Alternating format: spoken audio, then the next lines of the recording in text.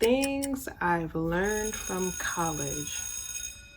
Let me think about it. Going into college, it is my best recommendation for you to focus on what you went there for, which is to get a degree. Some of you did actually come to college because you wanted to, just experience campus life, dorm life, all that comes with it, or because you want to meet people, because maybe you come from a small town, or maybe because you just want to make new friends, or you just want to go away somewhere, or it's a different reason for everybody who goes to college. Like for me specifically, I went to college because pretty much in my environment, it was just expected to go to college. Go into school just focusing on your academics. Some of you came into college with somebody you were dating from high school or whatever. And I mean, honestly, I'm not trying to discourage anybody, but people who I do know were dating somebody in high school and they went to college, like, I don't know of them being together right now. And like I said, I'm not discouraging you because everybody's situation is different. So, but it's very small chance. Just don't go into a change in a chapter in your relationship with certain expectations. That's just pretty much what I'm saying. Don't go with expectations that things may work out or things are going to be easy. Like, expect the worst. Honestly, expect the worst. Because if you expect the worst, then you are ready. You are armored. You're ready to fight. Because, like, for example, me, I had gotten a boyfriend in college, and 6 months into dating him, he confessed that early in our relationship, I don't know how long into our relationship, that he was still dating his girlfriend from high school. I don't even know if he went to the same high school with her, but he had a girlfriend before he came to college, so he was in high school pretty much, and he admitted that he was with this young lady during time. But anyways, it's not supposed to focus on me, but I'm just giving y'all that example. Like, number one, for those people in that category, just don't expect. I mean, if you go to school, like, if you go to school locally, not that you went away and you're in dorm life and all that stuff, then it's more possible for you to date somebody from high school. It is, it is. That's why I say everybody's situation is different. You could already be married to this person once you threw that cap off at high school graduation. You could be having a child with that person. You could have moved in with that person straight out of high school graduation, and y'all both planning your lives together that, okay, I'm gonna take the bus to this college, I'm gonna take the train to this college, and we're gonna be together forever. Everybody's situation is different, but for dorm life, good luck. So for people who came into college single, please just focus on your studies, because one, all the guys, like, there are some guys who want to go to college because they want to meet a bunch of college girls. Not everybody goes to college for the same reason, like I said just now. So, but there are some guys who go to college just to meet girls. And there's really nothing I could tell you to help you identify who the good ones are and who the bad ones are, because I even still don't know how to distinguish between who's good and who's bad, Honestly, let me tell you, ladies, if you want to identify who's a good guy for you or who's a bad guy for you, a gay best friend or a male friend who does not want anything to do with you sexually. Yeah, because only a guy could really tell you what other guys are thinking. On the other hand, there are girls who come to college looking for their soulmate. Like when I was a senior in high school, every single one of my teachers senior year was telling me, you're gonna meet your husband in college.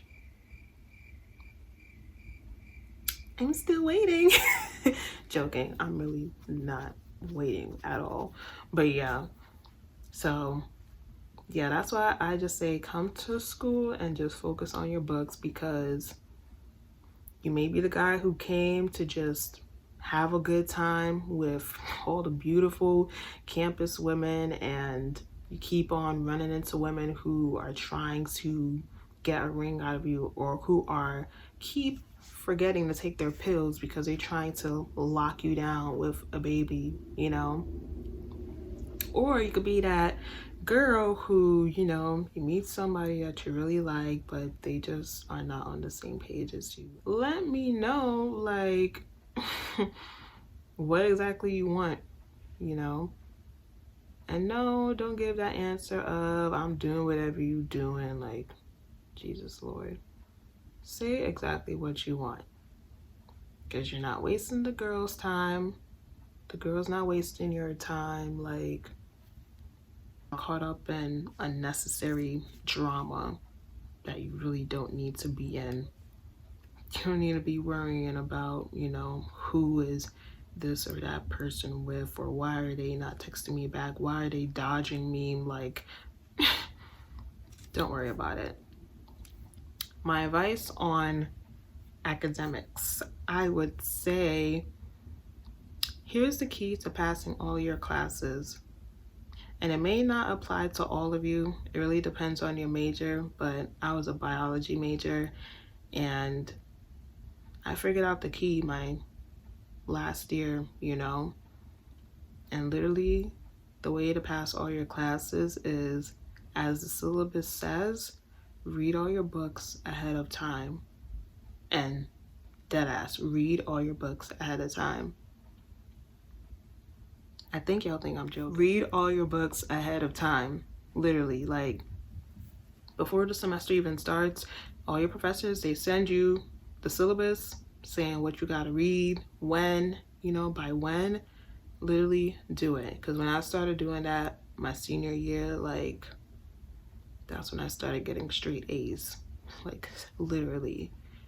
Read the sections you're supposed to from that syllabus ahead of time. And then bring your laptop to the class with your notes from the reading you did, so that you can follow the PowerPoints, depending if your teacher does do PowerPoints.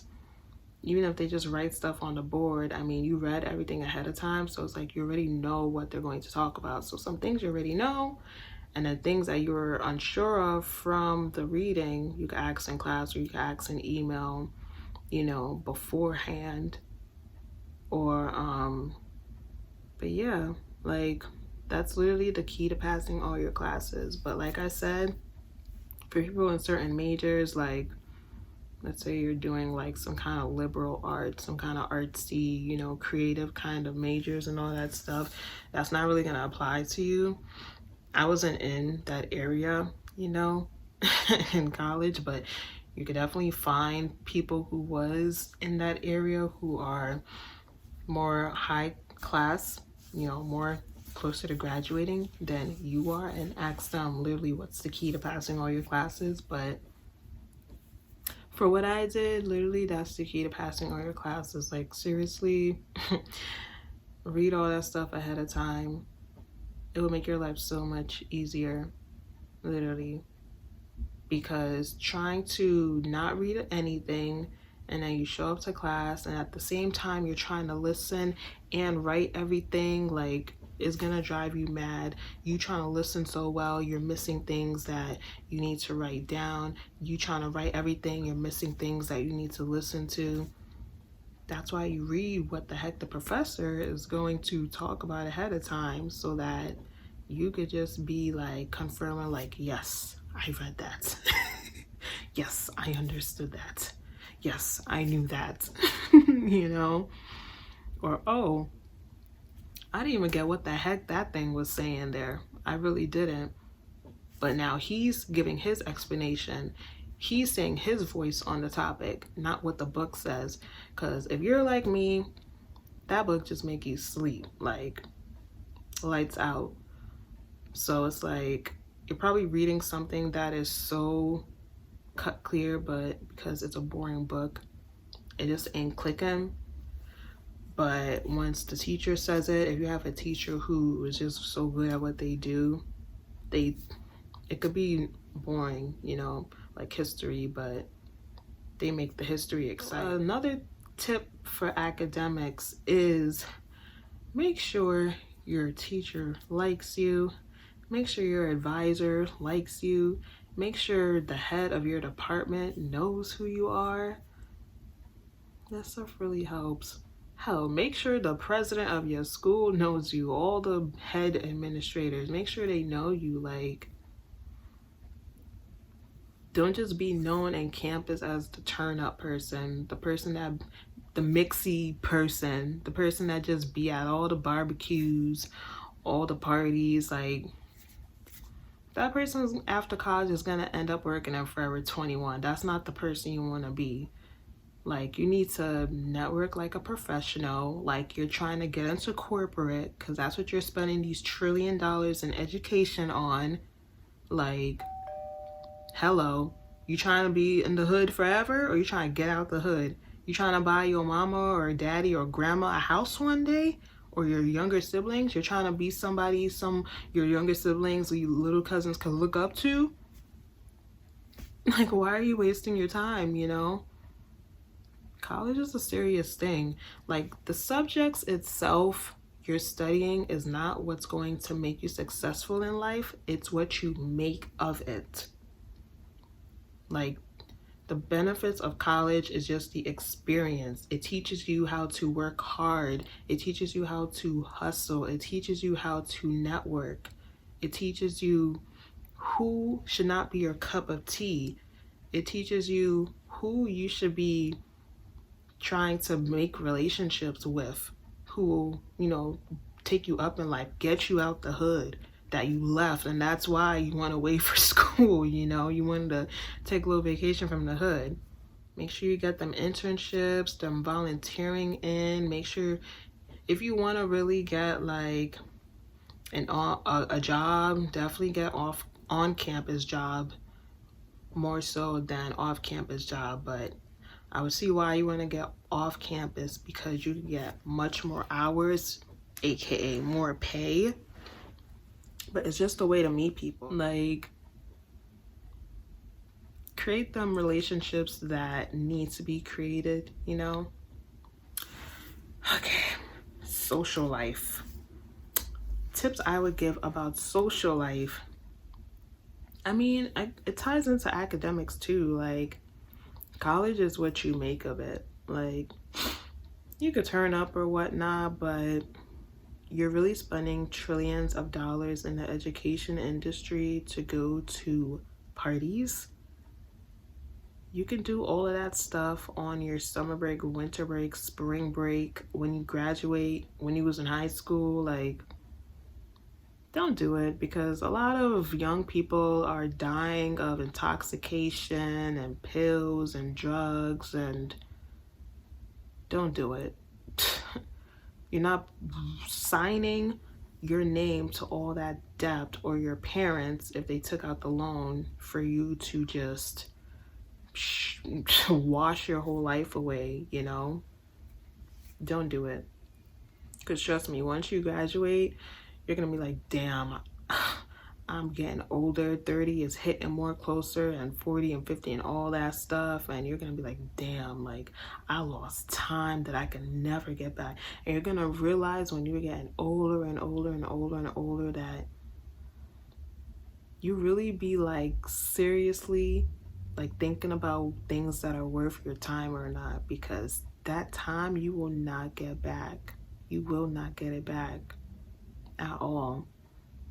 So I guess general tip for things I wish I knew in college: grow up, mature, take life seriously.